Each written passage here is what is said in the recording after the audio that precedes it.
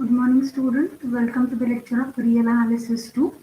In the last lecture, we have seen an important preposition or a property, one can say, that outer measure is countably subadditive.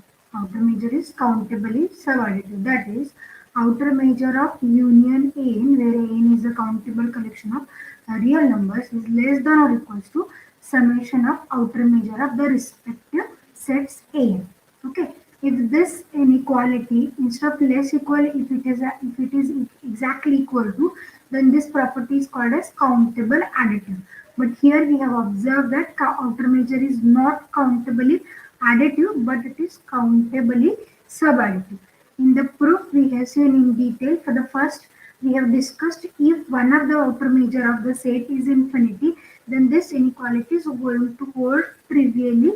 Okay. Therefore, we will start with an assumption all the outer measures of the given sets are finite. Then we will first find out the open covering for one set an. Okay, and for that covering we have used a notation union ini. Right. With this notation, we have proved that this outer measure is less than or equals to summation lni less than or equals to m star of an plus epsilon. Actually, in this inequality, we just want to claim that whatever is your arbitrary element, we can find out at least one arbitrary element of the set which lies between the infima and infima plus epsilon. This is what here also with an example I told you. If the set is an infinite collection, then there exists one arbitrary element or one element in the set which lies between infima and infima plus epsilon. With this, we have moved ahead towards the finding the covering of union n. Whatever is the covering for an, we have just taken union on n on both the sides, and we have written the covering for union n also. And this covering is actually countable collection of countable sets. Therefore, no doubt this is countable. Therefore, we have found the value of outer measure of union n, and outer measure of union will be infima of this corresponding length of the intervals I and I. Therefore, actually this sum is running over two parameters. Therefore, we have written two different summation. This summation over I, length of I and I, is less than or equals to this term we have just separated. And after some simplifications, we reached up to the notion m star of union A is strictly raised by m star of summation m star of n plus epsilon. Since epsilon is arbitrary, our result holds good. Okay. Therefore, for this preposition, we have proved on corollary that if A is countable, then its outer measure is 0. As the set is countable, we have denoted the terms like this because countable sets are having one correspondence with the set of natural numbers. For taking every element in a separate set, that is AI, we are taking a singleton sets. Capital AI, we are taking singleton sets of elements small ai. Then capital A is written as union ai, and just using countable subadditive property, we have proved that outer measure is 0. Okay. Say if the set is countable, then outer measure is 0. Okay. Therefore, what happens if outer measure is non-zero? It is not countable. Yes, the set is not countable. Okay. But whether the converse true, outer measure 0, whether it will imply the set is countable? No. We have proved only one part of the preposition, right? But outer measure 0 will not give us the set is countable. For this, we have given an example of a Cantor set. Cantor set is uncountable with outer measure 0. In detail, we have discussed what is countable set, and we have found that the value of this outer measure of the Cantor set is 0, and it is uncountable, that is known. This is what we have studied in the last lecture. Now, in today's lecture, we will go for the next prepositions, rather we can call it as a properties also. Okay. Whether I have given property number or preposition number? No, I think let it be. I'll write the preposition only. Okay, before that, let me take some example. The first example we were going to prove today is if outer measure of a set A is 0, that is if m star of A is equals to 0, then prove that outer measure of A union B is outer measure of B.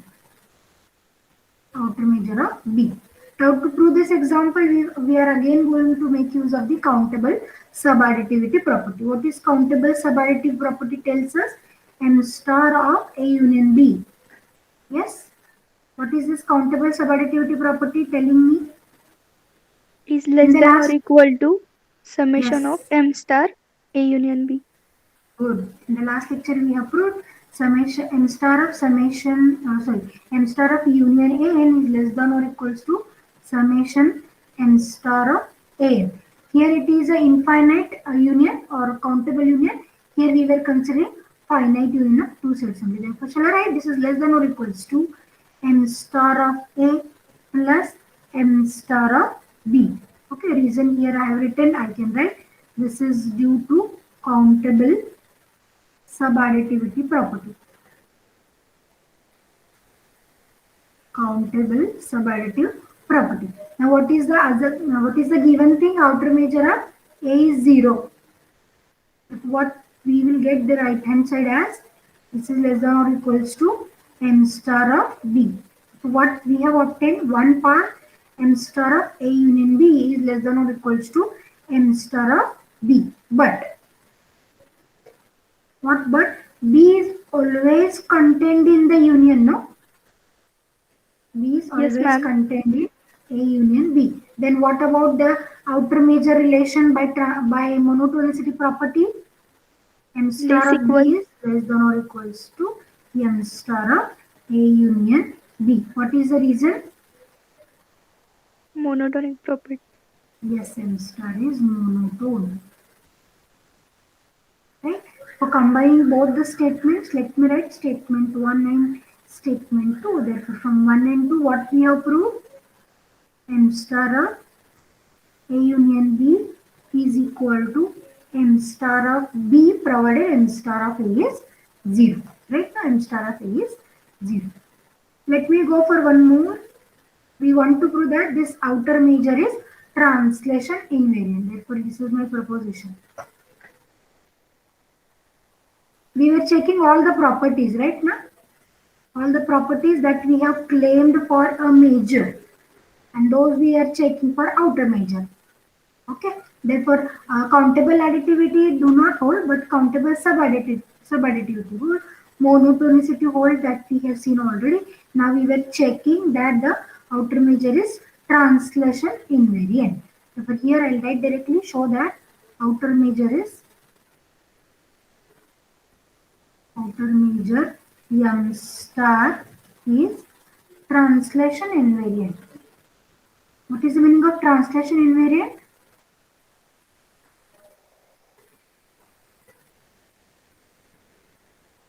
In case of length, we have written this to be a property. Na? Length of an interval is translation invariant. Therefore, let me just write if I is any interval,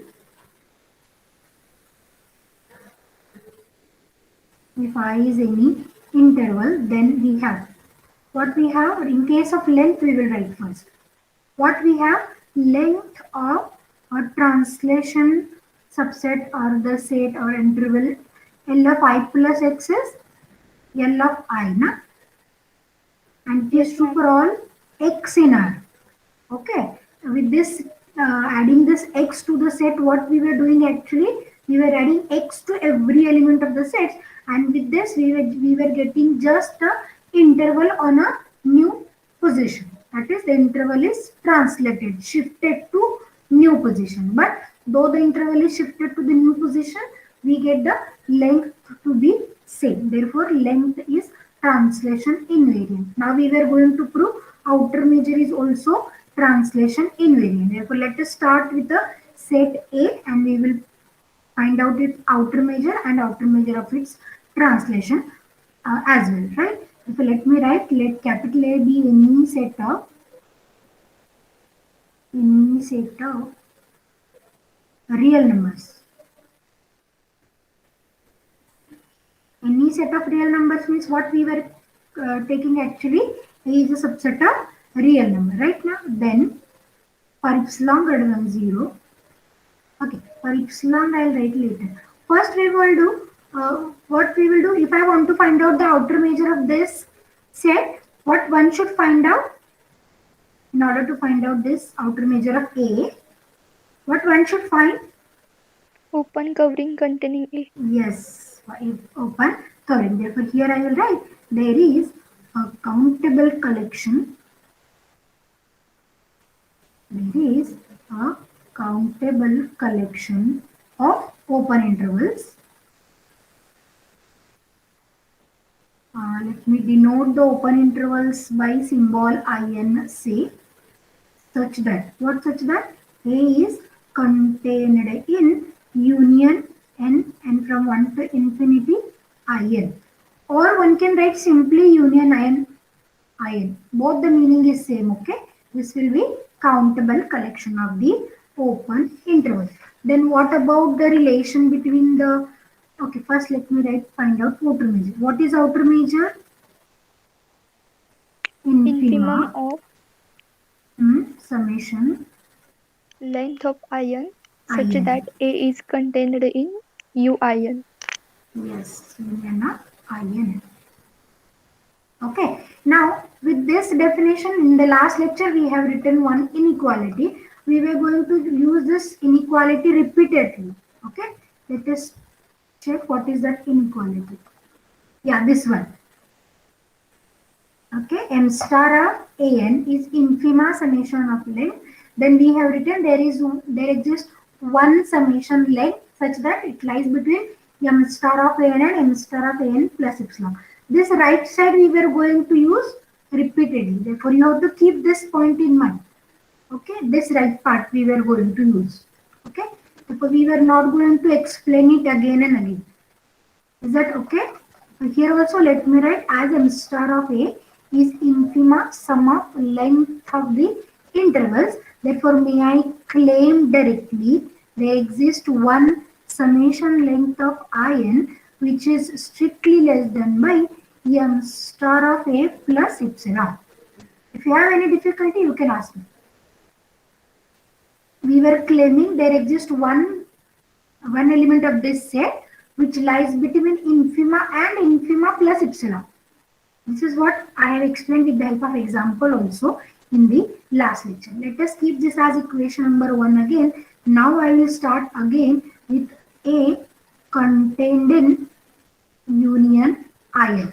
Now we want to check whether this is translation invariant or not. If just adding an element x on both the sides, what it will give us?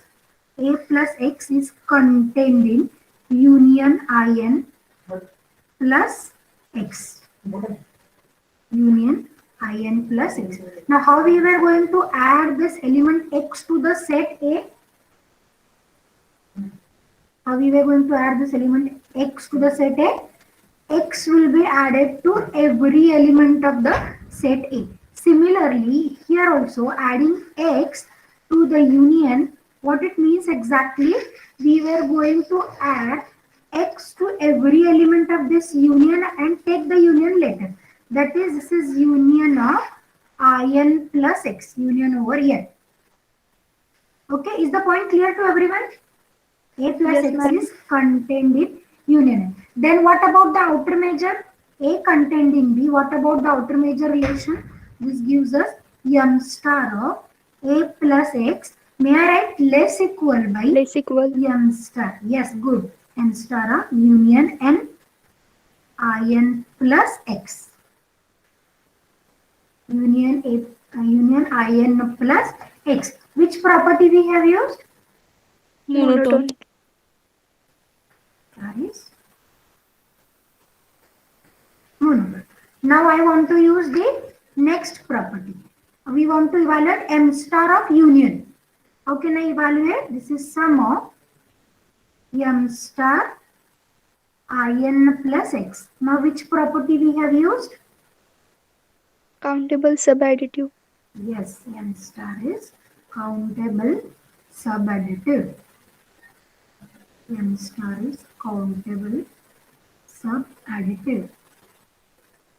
Okay. Now, what about m star of IN plus x? IN is an open interval. What about IN plus x? This is also an interval, no? Yes, ma'am. Correct? Let me show you here.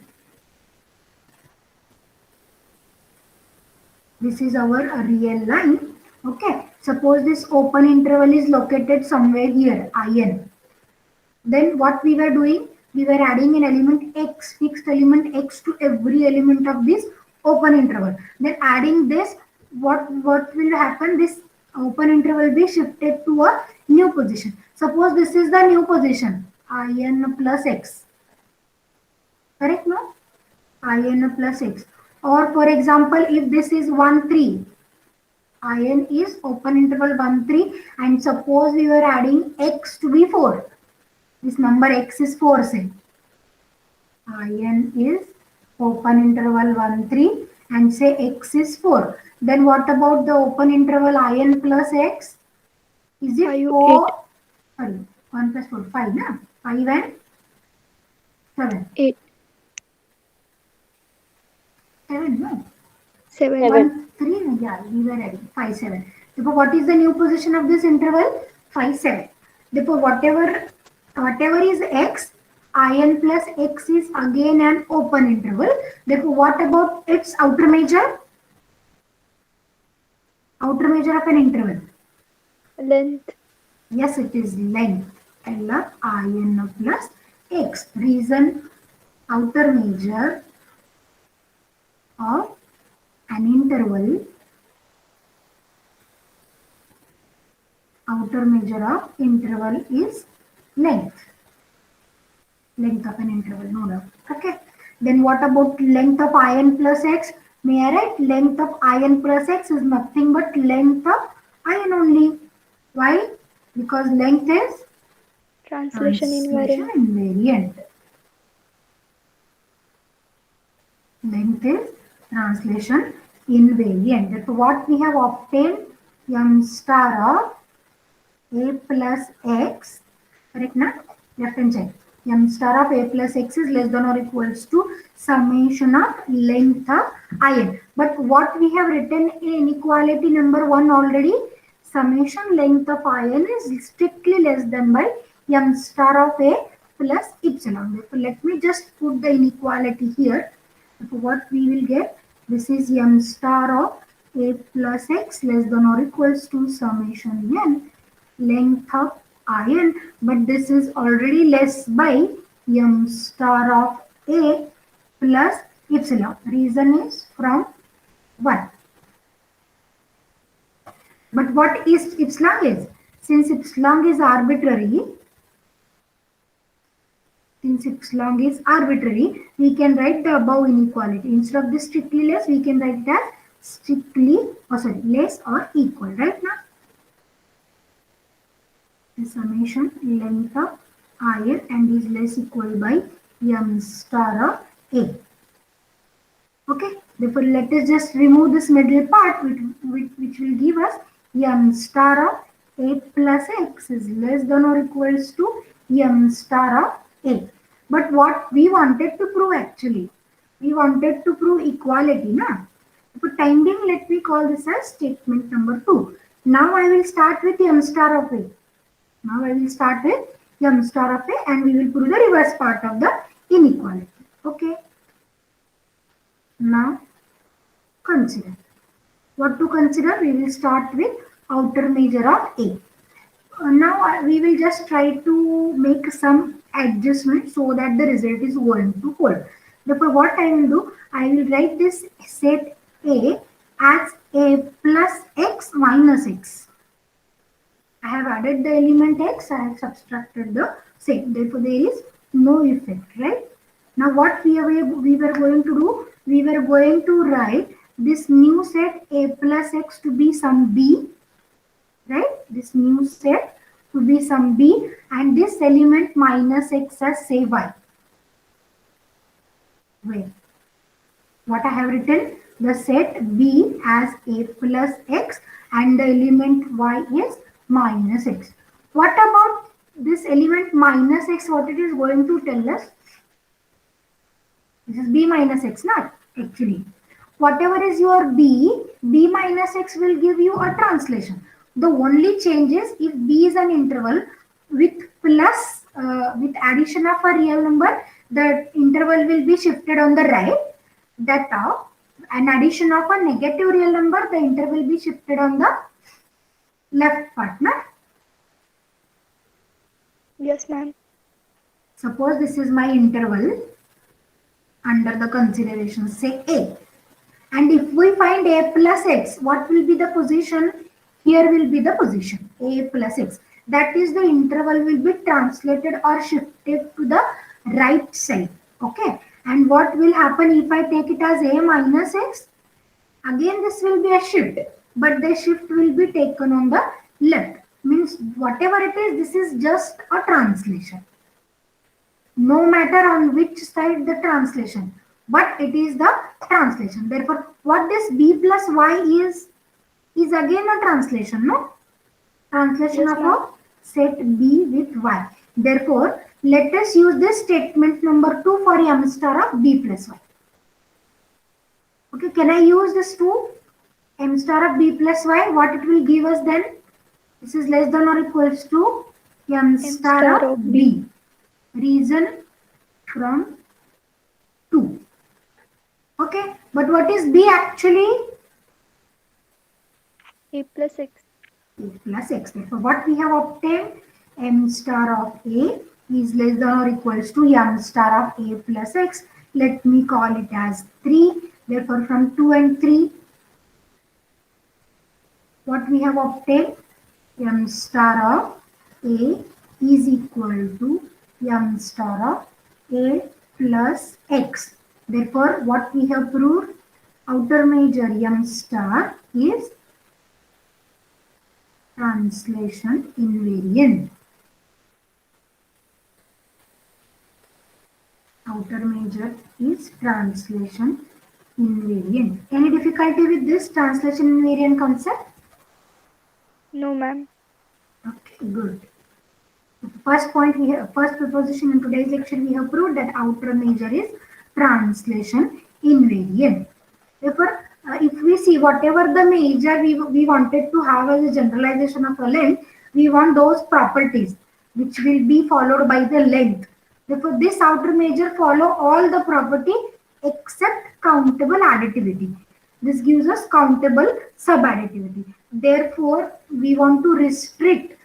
Actually, this outer measure we have defined for any set of real number. Therefore, if we restrict the domain for this outer measure, then this will be countably additive as well. Therefore, to restrict the domain, we have to understand some basic definition. How should we restrict the domain for that outer measure? Therefore, new concepts we were going to define. The first concept we were going to define is G delta set.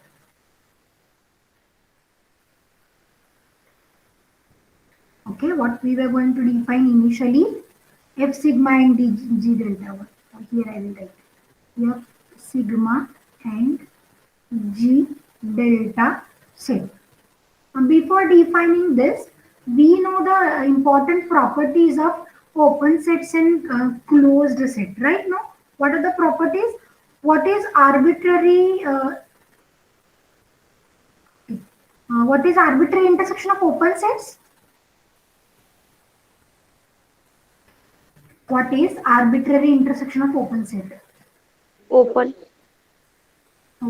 Open? Open. Sure? Need not be open. Maybe. Yes, this is not need not be actually. Right now. Therefore, in case of open sets, which properties are true? Arbitrary union. Arbitrary union. Arbitrary union is true. And what is the second property? Finite intersection. No? Yes, it is finite intersection. Okay. Similarly, in case of closed set,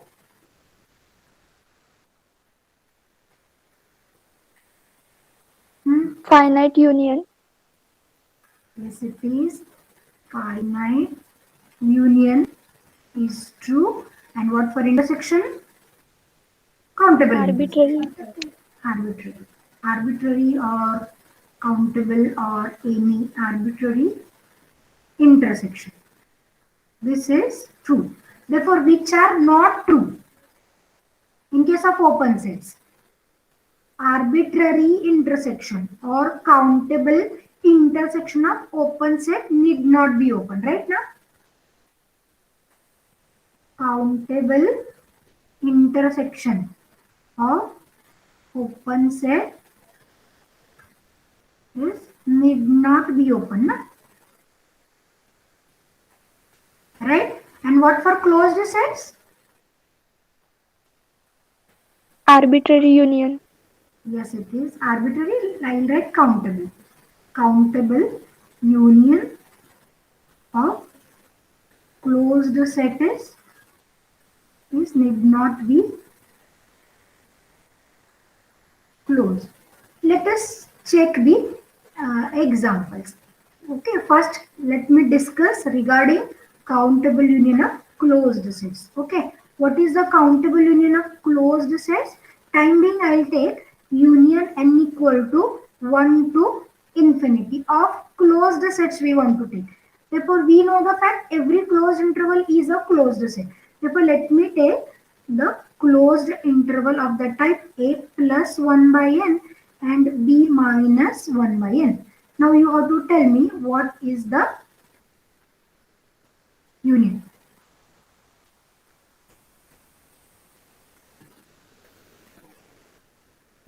What is the union in this case?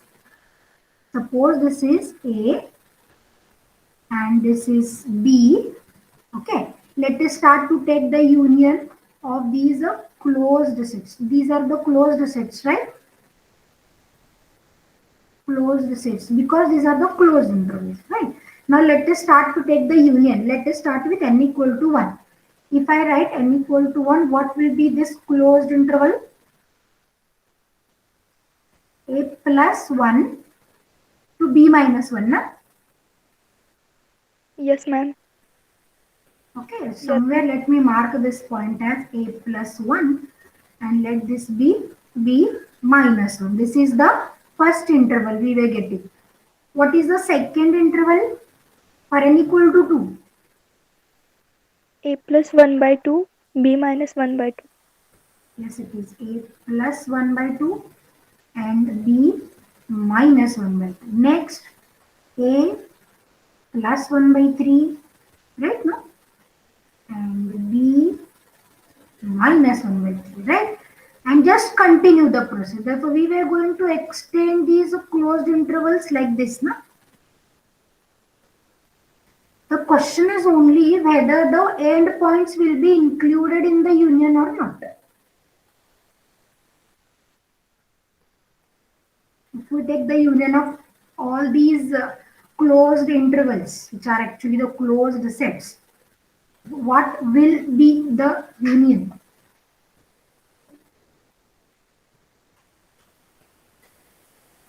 Hmm?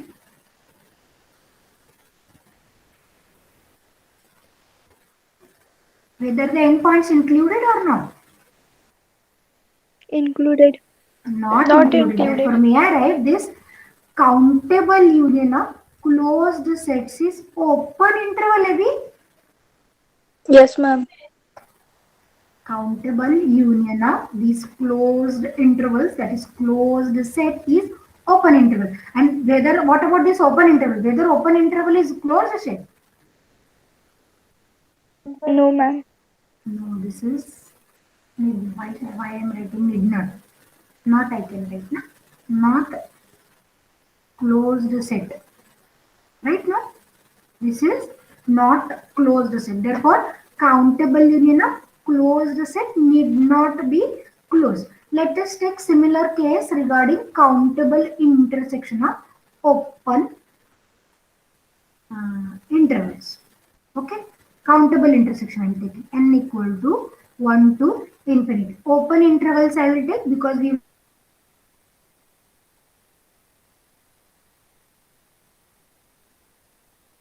and b plus 1 by n. Okay, therefore again these are the open intervals, therefore these are the open sets. Let us take let us check what is the intersection. What is the intersection?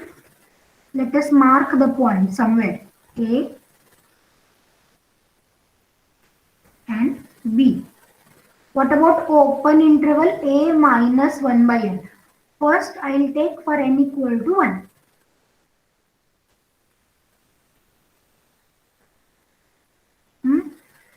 For n equal to 1. A minus 1, B plus 1. A minus A, B plus Open 1. interval. Therefore, shall I mark A minus 1 here? And here it is B plus 1. Actually, I should mark with some gap so that I can show you. Let me write here it is A minus 1 and B somewhere here say, then here it is B plus 1. Okay. Next, this is A minus half and B plus half. A minus half shall I mark somewhere here? Yes, ma'am. Here it is B plus half. Then A minus 1/3 and B plus 1/3 and just continue. What will be the intersection?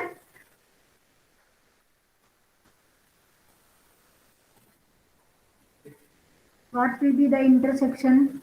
Is it closed AB? Yes, ma'am. And what about closed AB? Whether it is open set? Not open. This is not open. Why it is not open? Which points are not interior points? A and B. A and B are not interior. Boundary points are not interior points, right? That's why this closed interval is not open set. Therefore, here is the point clear to everyone. Countable intersection of open set need not be open. Countable union of closed sets need not be closed.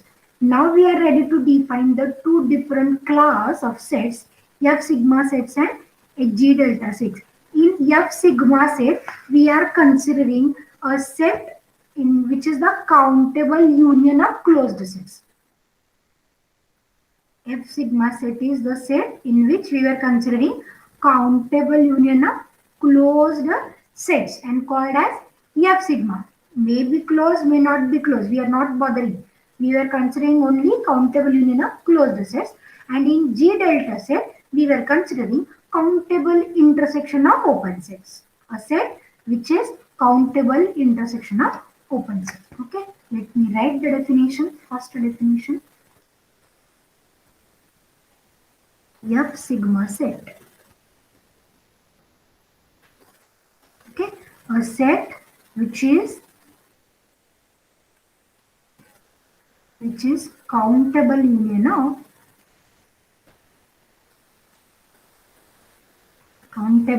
of closed sets is called F sigma set. Countable union of closed set. Now one may have a question. What are the examples of this F sigma set? Okay, let us discuss the example. A set which is written as countable union of closed sets. Whenever I use the word countable union, whether it includes finite union as well, because every finite set is countable. Therefore, a set which is written as a finite union of closed sets is also a F sigma set. Therefore, the first example here, every closed set is F sigma set. Every closed set is F sigma set. Because every closed set, suppose I take set S to be closed. Okay, therefore may I write yes as union of itself? Yes, ma'am. Therefore this is finite union, no? Yes, ma'am. This is finite union, and finite union is again a countable because finite set is countable. Therefore every closed set is F sigma set. Okay, is everyone getting me? Every closed set itself is a F sigma set. Okay, next, countable sets. Countable sets are F sigma sets. Why countable sets are F sigma sets? Because these countable sets we can write as countable union of singleton sets. Correct now? Let us study this in detail. Let me take A to be a countable set, and we can write this as say A1, A2, A3, dot dot, AN and so on. Correct? Now what I will do? I will take the set AI as singleton AI for all I. Then may I write A as union AIs? Union AI, no doubt it is countable union. Okay, and what for AIs? What is the nature of AI? But AIs are singleton sets.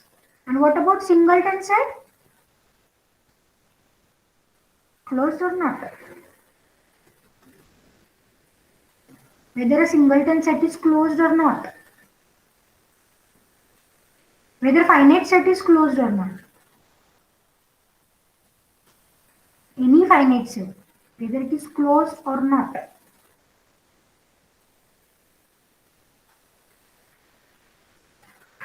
Confused? I think everyone got confused. Any finite set if I take, what about their limit points?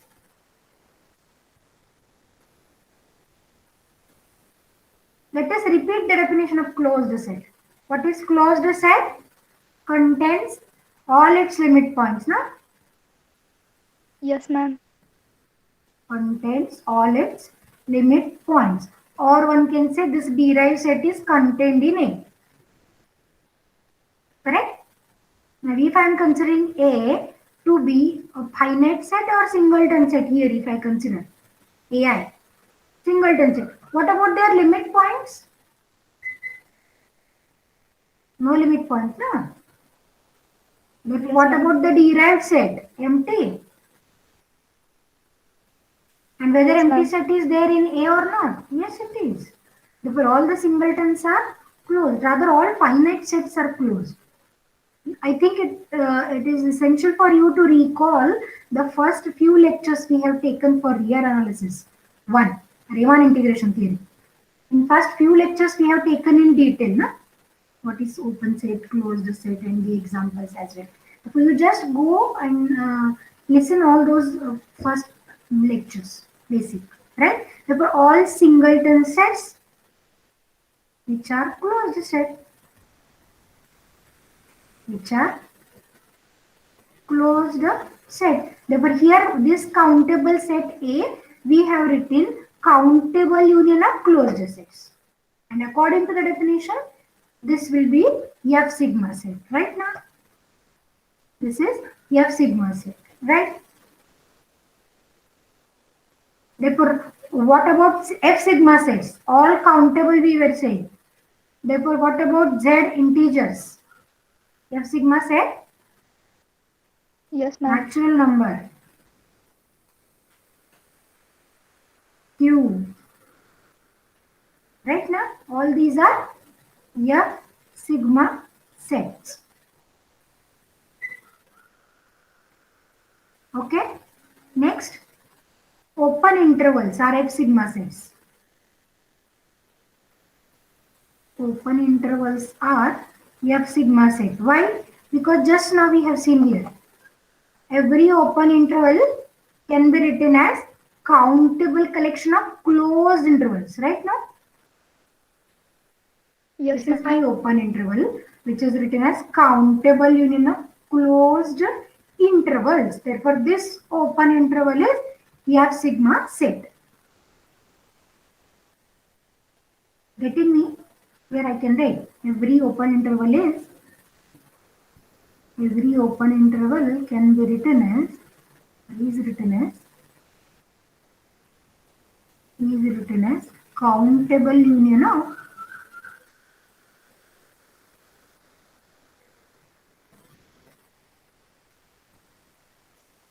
closed intervals. That we have written here already. No need to give another explanation. This open interval is countable in a closed interval. Therefore, every open interval is also a good example of F sigma set. Next, it comes with G delta. Can you guess the definition of G delta?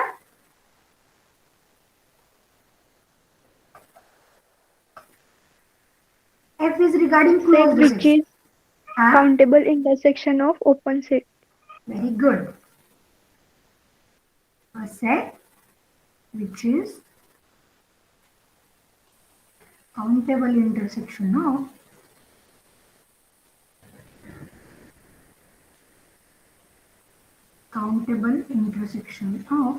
open sets is called G delta set. Okay, examples. First, every open set again. Yes, ma'am.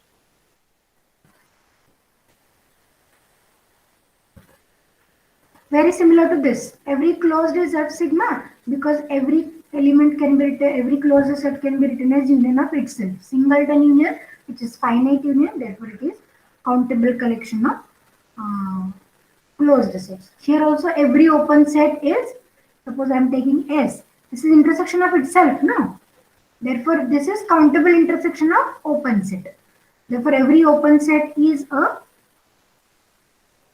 G delta set. Every open set is G delta. Second, may I write every closed interval? Every closed interval is G delta. Why? Because again here we have seen. What about this closed interval AB we have written? This is arbitrary union, arbitrary or countable intersection of open sets. Right now? Yes, ma'am. Let me just every closed interval. This is a minus 1 by n to b plus 1 by n. This is closed interval AB. Therefore, this closed interval is countable intersection of open intervals, that is open set. Therefore, every closed interval is also a G delta set. Okay. One more is countable intersection of G delta sets. Okay, why countable intersection of G delta sets? Suppose we have many G delta sets with us. Countable intersection of G delta will be countable intersection of open sets. So finally, it will be countable intersection of G delta sets.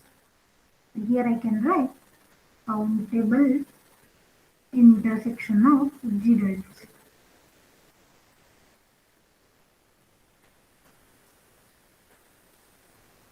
Yes, understood both the definitions F sigma and G delta.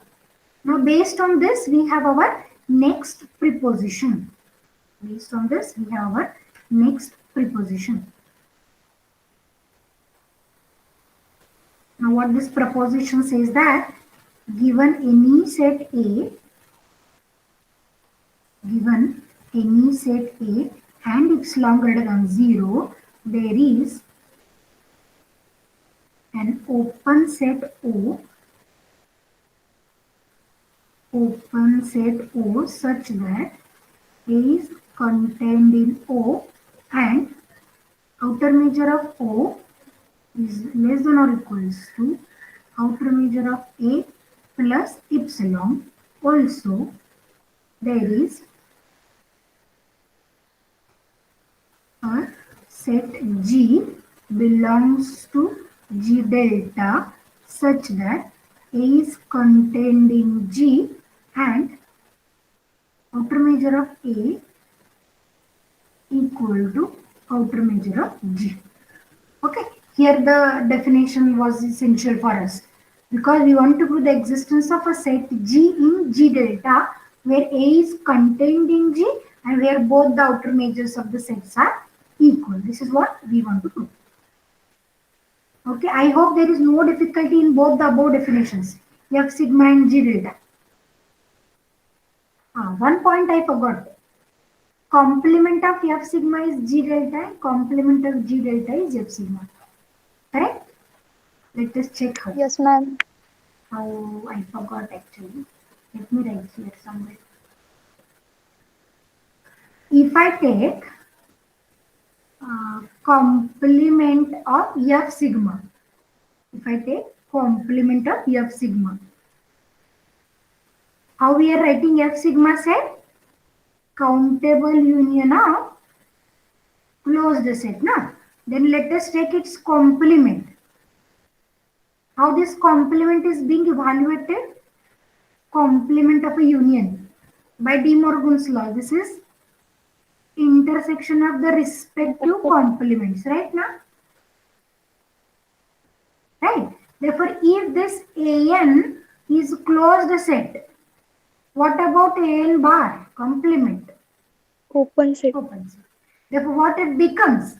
If we take the complement of F sigma, it gives us countable intersection of open set. Therefore, may I say it becomes G delta? Yes, ma'am.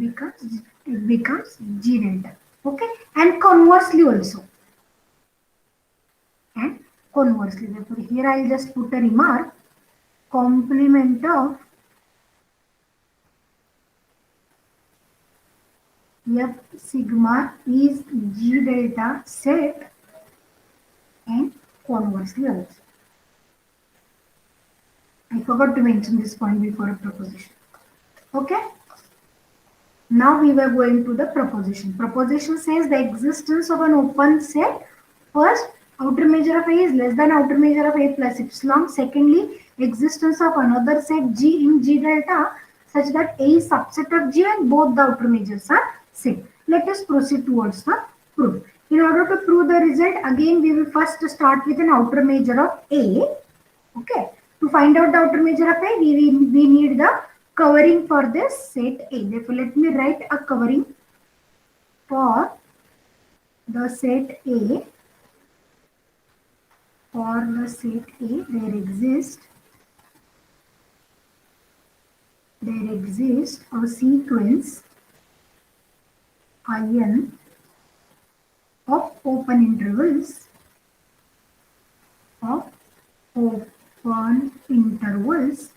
such that A is contained in union IN. A is contained in union IN. Therefore, what about the outer measure? Outer measure of A is infimum of summation length of IN is contained in union IN. Right? Again, now I am going to use the statement which directly I take for epsilon greater than 0 summation L of IN is strictly less by n star of A plus epsilon. As I told you, many times we were going to use this statement. There exists one element of the set which lies between infima and infima plus epsilon. This is what. Okay, therefore you have to keep this in point. You have to keep this inequality in mind. It is fixed inequality we were using. Now we were finding the existence of an open set O such that A is contained in O. Therefore, what I will take, as we have written A is contained in union IN, let us take this as O. Let us take this union IN as O, because union IN is union of open intervals and union of open intervals is always an open set. Therefore, what we were going to take, set O to be union ON. Okay, therefore here I will write take O as union IN. Okay, why we were taking like this? Because we want to find the existence of an open set O such that A is contained in O. But already we have written A is contained in this union IN. Therefore, let us take this as O itself. Now, what remains to prove? Simply outer measure of O is less than by outer measure of A plus epsilon. Okay. Here, therefore, shall I write then O is an open set. O is an open set such that A is contained in O. Correct now? Yes, ma'am. I hope I am very clear. Okay. This O I am taking, therefore this O becomes open set and A is also contained in O. Why A is contained in O? Because already we have written A is contained in union I. Okay. Now let us find out the outer measure of this O from this relation. What is the outer measure of O? Outer measure of O is equals to outer measure of union ion.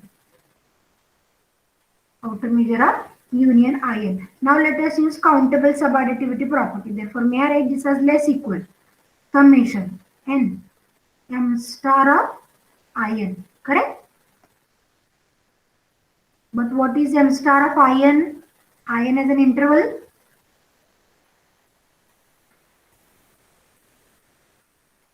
Yes, what is the outer measure of this interval? Length. Yes, it is the length. Therefore, this is the length of ion. But what we have proved already in equation number 1, statement 1, length of ion is less than by m star of A plus epsilon. Therefore, shall I write it here only? This is less by m star of A plus epsilon. Right?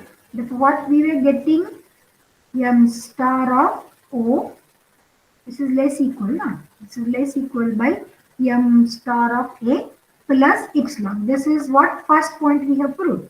M star of A is less than or equals to m star of A plus epsilon. Okay. Now what to prove? Now we want to prove the existence of another set G, which is the element of G delta, in which A is contained and where both the outer measures are equal. Now, if I want this G set to be an element of G delta, what we want this to be countable intersection of open sets. Right now, we want this to be countable intersection. Here, let me write it as stepwise. This is step 1 in which we have proved the existence of set O. Now, in step 2, we were going for the existence of set G in G delta. Okay. Now, here we have found what step 1 says. We have found an open set O, in which A is contained and where the outer measure of O is less than or equals to outer measure of O, A plus epsilon. Now, what we will do, for every epsilon, we will find such an open set. For every epsilon, we will find such a open set O. Therefore, we will collect all those open sets and we will take the intersection. Try to understand what I am saying. Because we know the fact G delta is a countable intersection of open set. Step 1 gives us the existence of an open set which satisfies m star of O is less than or equals to m star of A plus epsilon. Then for every epsilon we will find out one open set. For every epsilon we will find out one open set. Say if I say epsilon 1 there is O1. If I say epsilon 2 there is O2. If I say epsilon 3 then there is O3 and so on. Therefore all those O1, O2, O3 will be the open sets and finally we will take the intersection of all those open sets and as it is the intersection of those open sets it will be clearly a member of G delta. Therefore we will call the intersection of all these open sets to be some G.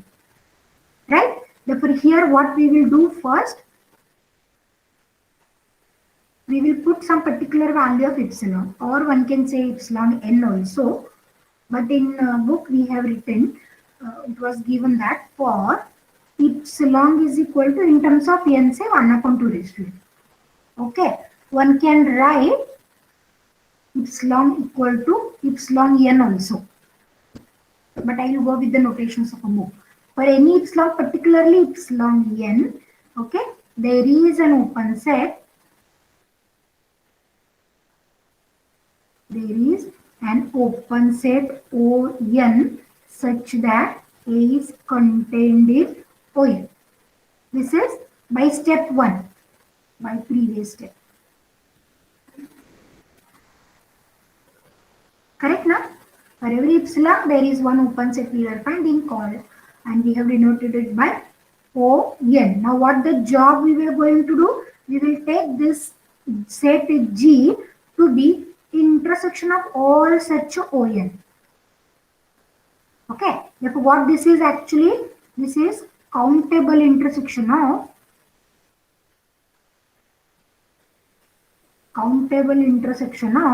open sets. Therefore, may I say G belongs to G delta? Yes, ma'am. Okay, therefore we have found this set G.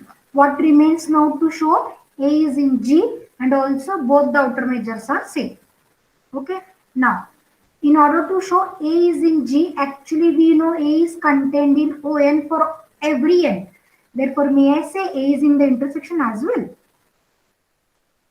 And Yes, ma'am. is contained in ON for all N, whether it implies A is contained in its intersection as well. Therefore, may I say A is contained in G.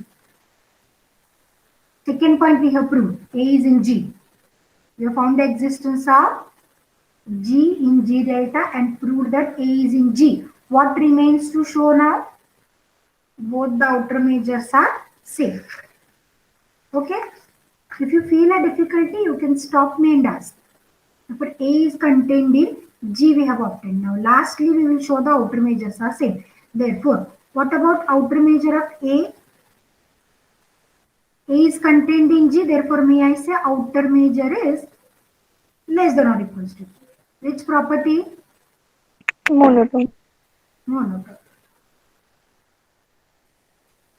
Is contained in G. Okay, but what for M star of G? G is intersection ON. Let me write it first. M star of intersection.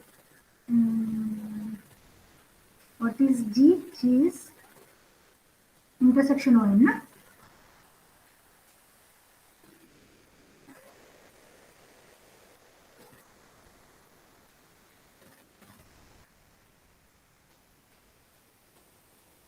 If G is intersection ON, may I write G is in every ON?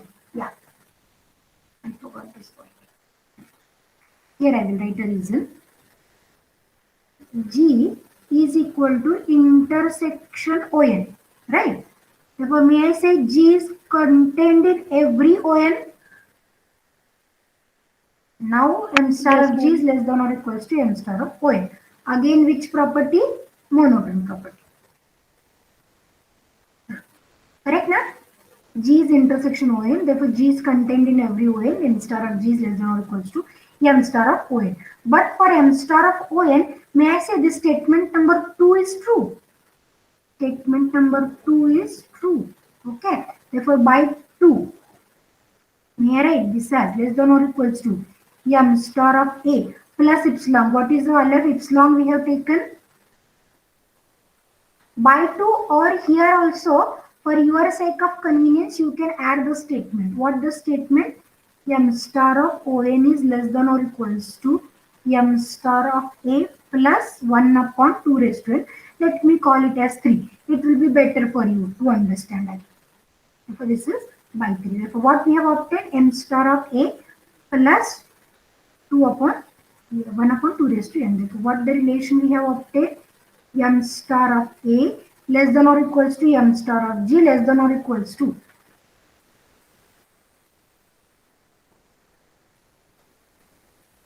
I will write it in one line. M star of A is less than or equals to M star of G less than or equals to M star of A plus 1 upon 2 raised to n. And as we are saying, the statement is true for all n in n. Therefore, it is true for n equal to infinity as well. And for that, what will be my statement? M star of A less than or equals to M star of G less than or equals to M star of A. Right? Therefore, this gives me an equality. M star of A is equals to M star of G. And hence the equality of both the outer measures we have proved. Therefore, we have proved the existence of two sets. One is O, another is G. This O is open set, another is G delta set, where there is a relation between their outer measures also we have proved. Yes, any difficulty in both the steps? No, ma'am. Therefore, in today's lecture we have proved this. Now, as of we have discussed that outer measure is countably subadditive because the domain of the set is defined to be all subsets of real numbers. That is, it is true for all subsets of I.